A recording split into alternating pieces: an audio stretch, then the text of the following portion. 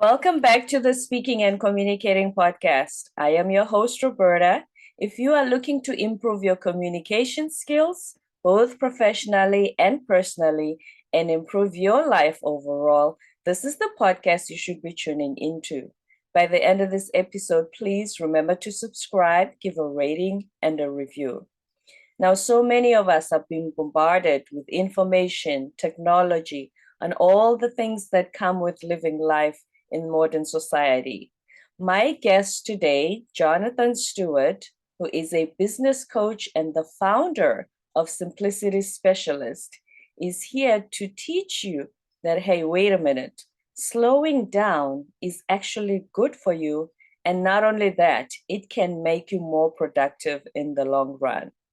That and more is coming right up on this episode as we speak to Jonathan. Now, please help me welcome him. Hi, Jonathan. Hello, thank you for having me. I'm super excited to be here. Thank you for being on our show today. And in which part of the world are you in right now? I'm in the southwest of England, down in Devon, where it stays wet most of the time. Oh, rainy, huh? Oh yes, absolutely. And it is my patriotic duty as a UK person to complain about the weather. We have to. Oh, It is law. It's not really, but we just like to complain about the weather. It's what we do. I like that. That right after singing God Save the Queen. Okay. Yeah. So The tell king us. now, in fact. Oh, yes, the king. Oh, my Yeah, I bad. know. I forgot. I'm not Still patriotic. It's new. fine. Still new. Still a new concept. That's right. Yeah. So you say that we need to start. First of all, tell us a little bit about why you founded your business, your background related to that. I founded Simplicity Specialist from a very long held belief that has started all the way back when I first started as a business owner. I taught guitar as a one-to-one teacher in schools, and I taught people how to play guitar.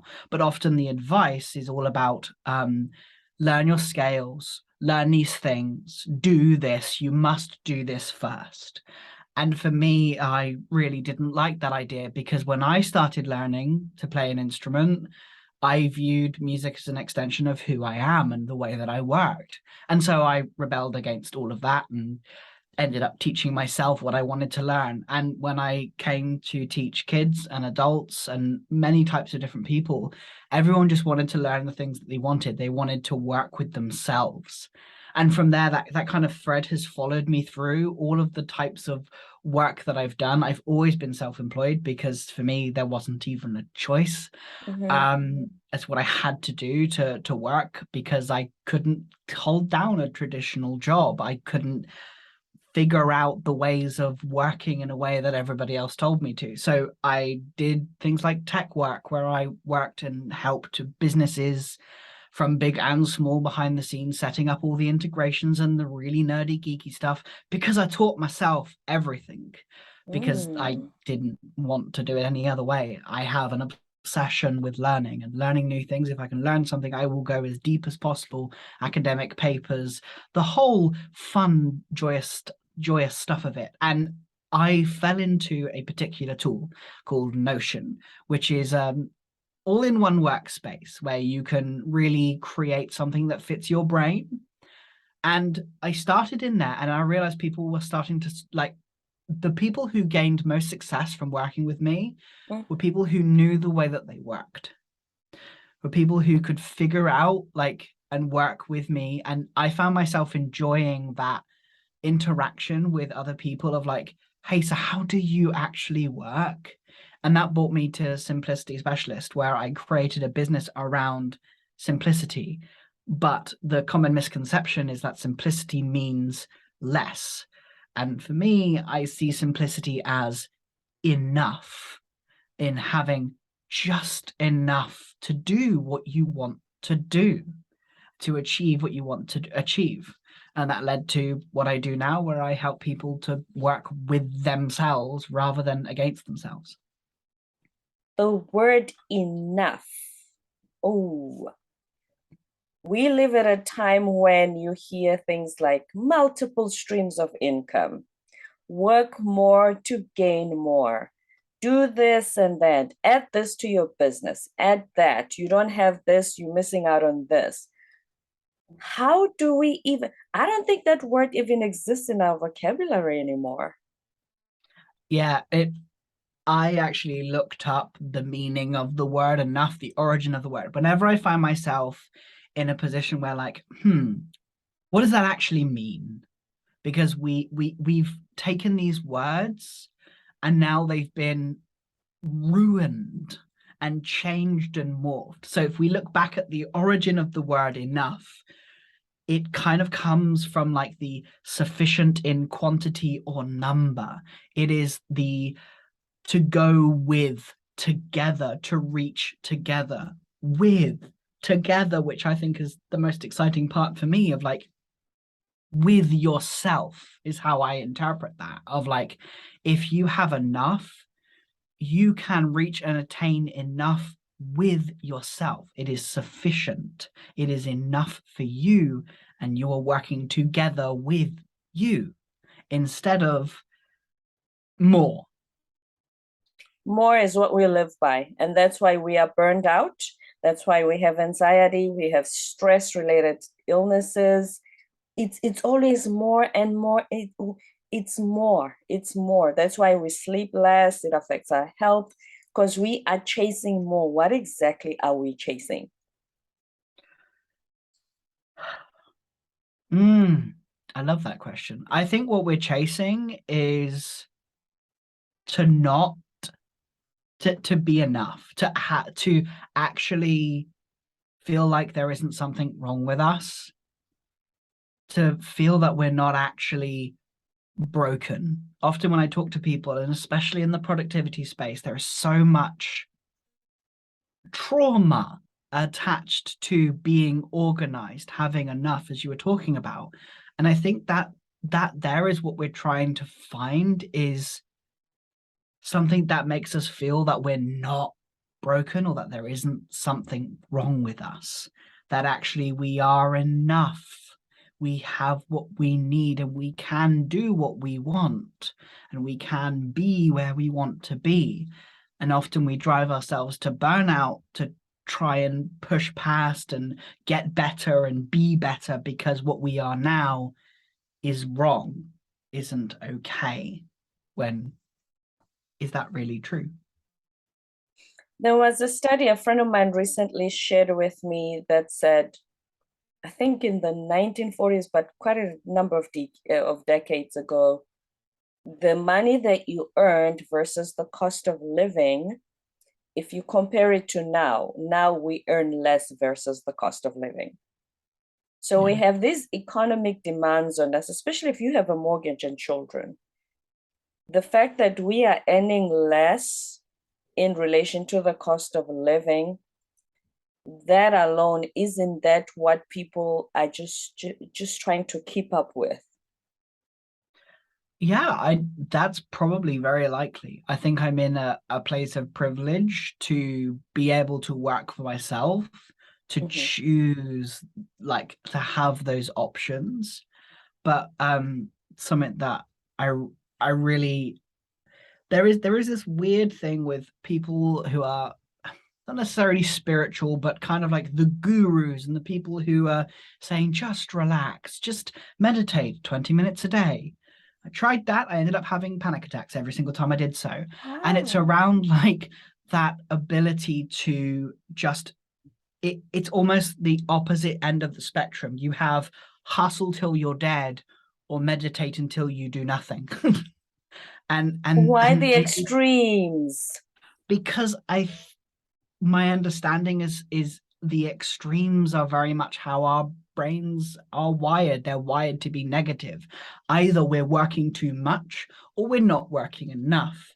And we're jumping between the two and trying to find the middle bit, but we never want to settle for the middle because then we're not enough. We're not enough of one or the other. And so I think my assumption is we want to be at either end of the extremes and the fighting of that, when really I like being in the middle. It's kind of fun and being able to go, hey, what would happen if what you already had is enough? Mm-hmm. What would happen if you could work 60 hours a week? What if working 2 hours a week is enough, or 4 hours a week? What if, however the way you work, as long as it fits you, what if that's okay? What would it look like for you? What would it look like for me to work in a way that fits the way that we actually work, instead of the externalities taking over everything? It becomes Mm-hmm. part of the conversation. Often it's like, just go internal, meditate, spend time, etc., etc., or work, work, work, work, work, work, work. But for me, I love the idea of having, like, what do you actually want? Because we all have wants and desires and things that we want these things. We want to get these things. And but sometimes the reality of what we have conflicts. And so when you know what you want and you know what you have, and you can see both of those together, they are always in friction. They are almost always in some form of friction with one another. And that friction in between, to me, leads to some form of action. You're going to do something. And then when you make that decision to do something, what you want may change, what you have may change. And then this whole kind of process works together, rather than it being a one, two, three, you do this, then you do this, then you do that. It's more of a coupling or cyclical nature of like, hey, this is what I want, this is what I have. I think that, to me, that is what mindfulness really is. It's not the sitting silently with headspace and And listening to stop meditative thinking. and stop thinking. It's about, and it's the way that I use mindfulness. It's a Mm. very much like, where am I in all of this? What do I actually want? What do I actually have? What's going on for me? And often there are hundreds of things going on. We're not simple, like, it's not a math equation. It's so complex. We as humans are complex, so complex that even science cannot figure out everything about the way we work. Believe me, lots of academic papers. There are so many differing views of how we work.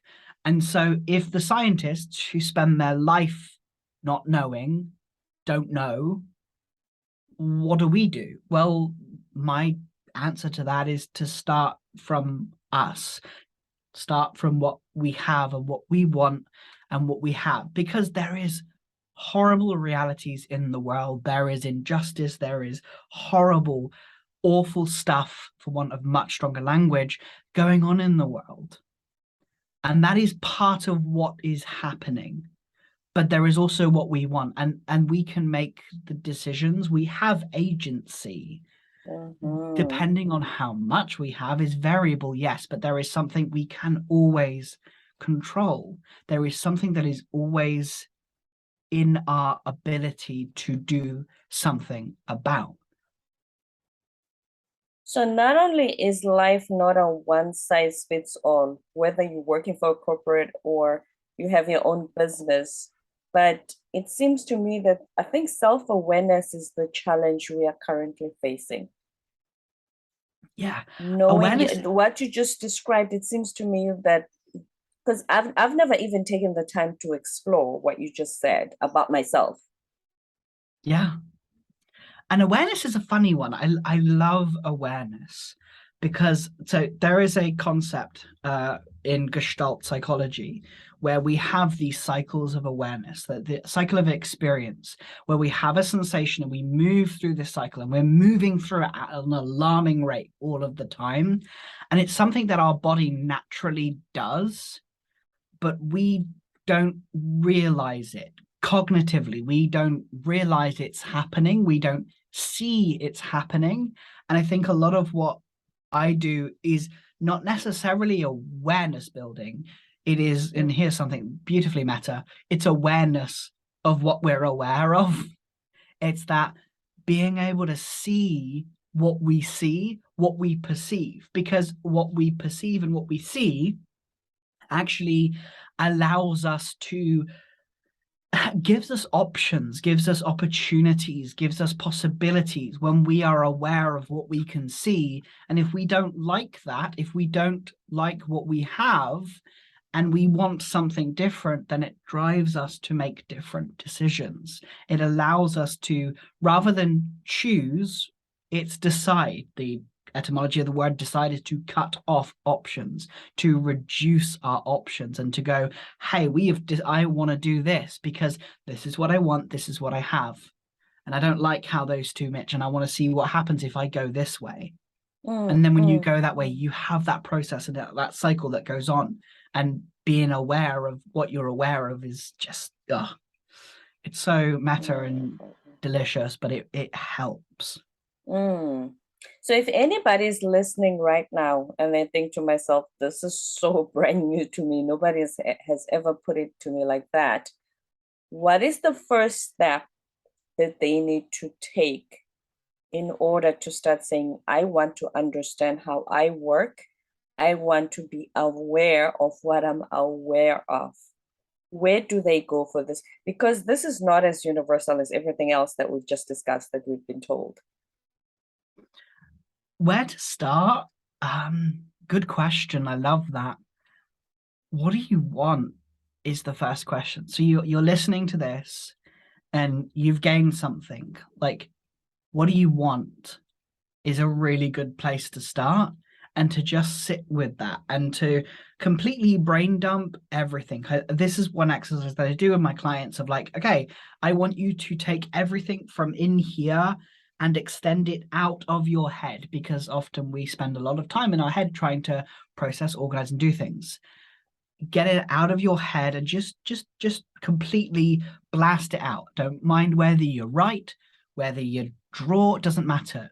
What matters is that you're taking it from inside of here and putting it somewhere, and put down what you want. And if anything else comes out of your head, write that down too.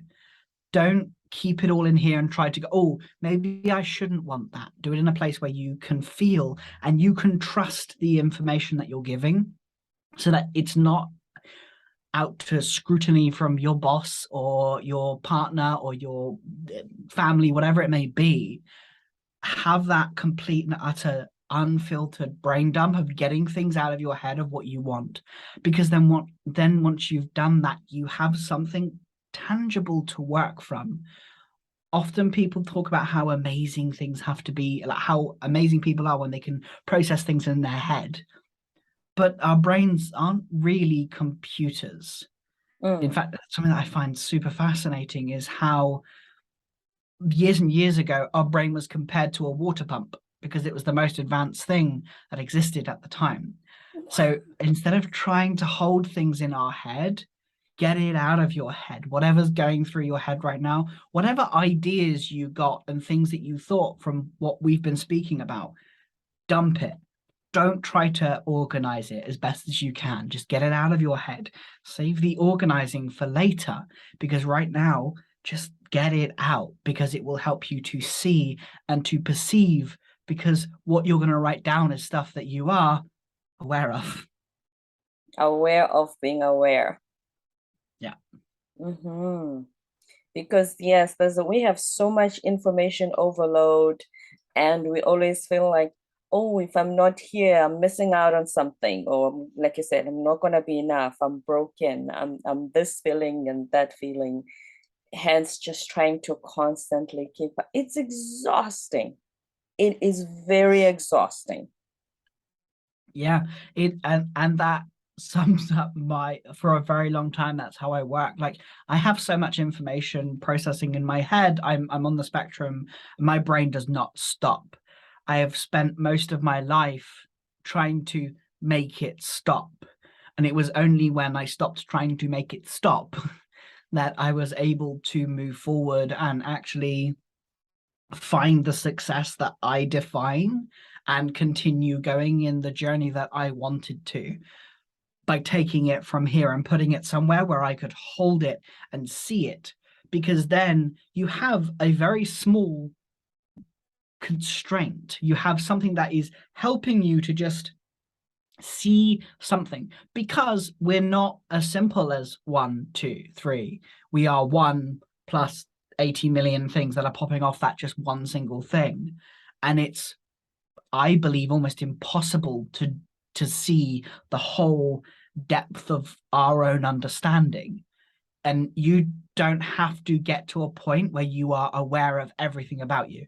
I still, even now, experience burnout. But I know when I'm in that burnout, I'm more aware of what that looks like. I'm Mm-hmm. not trying to fix my burnout, because I think that's just part of the way that I process things. It is part and parcel of the way I work. That does not mean everyone should go and burn themselves out. But No. I know that about me. And I know that I will get burnt out. And I know how to manage that and to understand that, working with me versus trying to go against me. If you're an entrepreneur, do you get to a point where you feel like it's enough how we are doing as a business, our revenue, our customers, our production? That is there any of your client that says, you know what, I think we're doing good. I think it's enough. We don't need more. I've always wondered if you own a business, because you always have this thing of, I have to pay salaries, I have to pay office, office rent and all those things. Is does that word even fly around the radio of any entrepreneur? It depends. It genuinely depends, because what is enough is defined differently by every individual. And Mm-hmm. that's the issue. It's like, is it enough? You can get to that stage. Have I reached that stage? No. Will I ever? Maybe not. But I'm interested in the journey to get there. And because we grow and change and adapt, we hit these places where it's enough. And then, like, the context that we have around us, the environment has changed. And Mm. so we're like, oh, something new is coming. So maybe this isn't enough. Maybe this isn't matching with and together with myself anymore, because I have changed and I have grown and moved into a different space. So do I think it's possible to have enough? Yes and no. And it depends on where, like, what you want and what you have and what you want to do. Because if you don't want more, then yeah, you have enough. If you have what, if you know what you have, you know what you want, and everything feels right, then you have enough, and there is nothing to do. That's when Mm. you can do something different, and then you can go on another journey. I think the idea that there is a limit to what we can do, I don't think there is, but it's a No. decision that you've got to find for yourself. And for me, being okay with never reaching it, that was a hard one for me, of like, I may never reach where I want to go. If that, am I okay with that? Am I broken? Am I enough? Am I broken if I don't reach enough? It's one of the beautiful things that I used to do and still sometimes do, is like, I am so, I want to be perfect at being imperfect, which is in itself is a complete and utter contradiction, because I'm trying to perfectly not try and achieve things, Which which, is another perfect action of not being yes, perfect. precisely. And so having enough means you can't enough isn't an end point. It's a sign, it's a direction, it's a thing that you're heading towards. But maybe you never reach, and maybe you do. I don't know. I only have my context to go by. I don't have anyone else's. Right. When you talk about work-life balance, you almost spilled on your coffee. Oh my goodness. I That's did, I how did, I hilarious did. this concept is to you, Jonathan. That is so funny. When you hear the phrase work-life balance, what does that mean for you? It makes me sad. I, for me, work-life balance doesn't exist because work is part of your life. if work isn't part of your life, what's happening? If your work is not part, because like, what is life? Life is everything, all of us. How can you balance between work over here and life over there? For me, and it's still not perfect, and I'm still trying to find the right words because words have different meanings to different people. It's more of a work-life integration. It's more like the two are one. They come together. Work is a big toe in the way that my life is led. And sometimes it fills up a little bit more.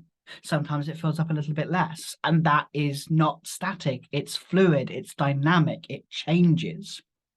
Mm. And I think balance that makes there's so many assumptions with a work-life balance. Well, where does it balance? How do you define what is balanced and unbalanced? What does that even mean? From Does it my mean that interpretation, at least over the years, or based on, what others say, it's the idea of, if I go home at 4:30, can I not get calls from my boss? And over the weekend, can we speak about it on Monday? Or because I want to have time to go to my kids' soccer game. I want to have time to have dinner with my kids without anyone being on the phone, so to speak. Mm. So the question I have is, why do you answer the phone? Because What would happen if you didn't? Because that's the question. Like, I don't know. I have isn't been that the fear of missing out, that you're going to miss out on a potential client, a potential deal, uh, more productivity? Oh, I love that you've brought up the word productivity because I love that word. Because if you look at the word productive and Mm-hmm. productivity in general, it is serving to produce, which sounds kind of okay, fine, yeah, serving to produce. Then you look at the word produce, and that makes me super excited because it is produce, and the word produce comes from the Latin, and that means to be in service to lead, to draw out. So Mm. productivity is being in service to lead, to draw out, to be alongside, to be, well, you could always say, enough. Back to enough. Yeah. To lead. How are you in service to yourself? Because that's what it is. That is what to produce is. It is that idea that you are leading, you're showing up. And if you are showing up and you're in service to showing up, and bearing in mind, productivity doesn't necessarily just mean business. Are you in service? Are you showing up with your kids? Are you showing up with your family? Are you showing up for yourself with rest, serving to produce, Mm. in service to yourself? And no, sometimes I'm not. Am I okay with that? If I'm not, then what I want is to be productive with my family. And that changes what actions I take. Because we always obviously look at it from the narrow-minded viewpoint of it just means as much office work as possible. It's not more. Mm. It's how are you showing up? Like in service to produce, in service to showing up, to bringing forth. Like, how do you bring forth yourself? How are you in service to bring forth yourself for your family, for your kids, for your partners, your friends, your everything, your work. Yes, and your work. Yes. I absolutely adore my job. I love every minute. I love talking to people. I love hearing stories of their life and helping them to figure out what works for them. Because when there's a moment when I work with people and they're just like, oh, and I can see the The cogs aha turn and they're just moment. like, Yeah. oh, I can do, yes, you can. Well, this is so simple. Yes, that's why I'm called a simplicity specialist, Simplicity. because it's enough. Because and helping people that lights me up just as much as my little boy coming up to me and giving me a great big hug. It Wow. they are they are together. They're not separate. I love my work and I love my kids. And you can love them both. You don't just have it's not a binary decision, because if you have work-life balance, it's a binary. Either you're doing too much of this or too much of this. With an integration, they work together. They are Mhm. not necessarily in harmony. It removes the need for compromise, because and when in a family unit, like my partner and I know, we've had those discussions. We both know what we want. My kids, I know what my kids want, and we have those discussions. And sometimes I have to work more than spend time with them. And that Sometimes, is but it's what I not standard. It's not a daily routine know. of the It's more. dependent. It is dependent on what I have. If revenue is down and I need to make sure that I can provide for my family, then obviously I'm going to need to work more. Do I want to? Maybe not. But I want to provide for my family. I want to be in Yes. service to them. I want to show up for them. And sometimes that doesn't mean just sitting in front of the in the living room watching TV. It means being in here and working. And that is they are all one and the same. They're not separate, at Mm-hmm. least from my So unique context. work instead of work-life balance, work-life integration is Yeah. more like it. Yeah, it feels it is equally more real and realistic, because if you look at the facts of work and home, they all exist in one thing: your life. Your life is the entirety of where you are and what you do. You are always working in some way, whether it be in school, whether it be in, preschool, or I can't think of the American word now, kindergarten. But like, you're always doing some form of work in your Mm. life. And I work. This is my office, so to speak. I'm in my office. And so, but it's in my house and I live, do I not? Yep, I'm definitely alive right now. And so, because I'm alive, it's part of my life. And even if I Mhm. don't like it, if someone doesn't like doing something, they don't do it. There's a reason people stay in work. And whether that be the sucky thing of like, hey, we've got to pay the bills. If I Mm. get to a point in my business where we can't afford to live, I'll go and get a job.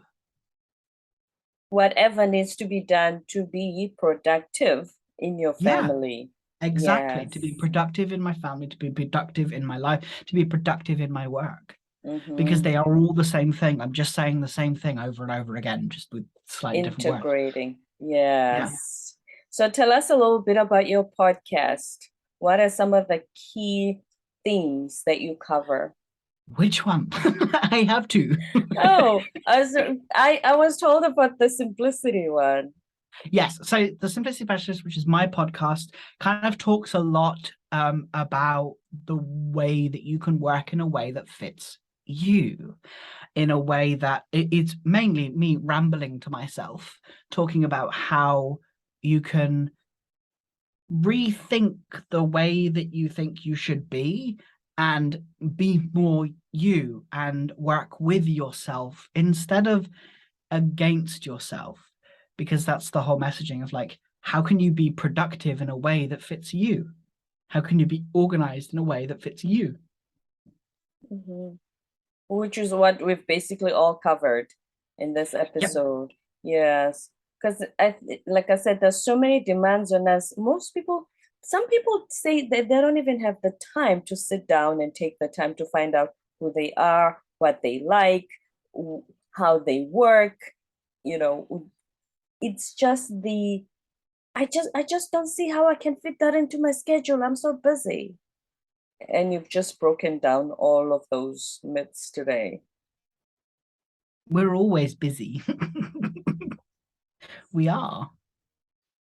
Is it That also is the idea of differentiating between what's important and what's urgent? Yeah, to a certain degree. It all stems back to what you want. Like urgency and prioritization, like all of that is stemming back to what you want and what constraints you're willing to put, what things you're willing to put it into, what boxes you're happy to fit things into. Because that's all that I'm talking about is changing the environment that you're in. And I don't mean physical environment. It's kind of like taking a Mm, telescope and just there's this whole massive space. It's beautiful, it's wonderful, but you're taking a telescope and you're just focusing on one area. There are other things around that, but you're looking here right now. And that's to me what I do all of the time. It is moving my telescope around, and when I want to, I will. mhm. And just knowing what I Jonathan, want. sorry, go ahead. That's right. And just knowing what I want. Right, right. You have such revolutionary ideas when it comes to all the things that we've been dealing with lately. And before you go, please, first of all, give us some last words of wisdom. Start from you. You're not broken. As simple as that.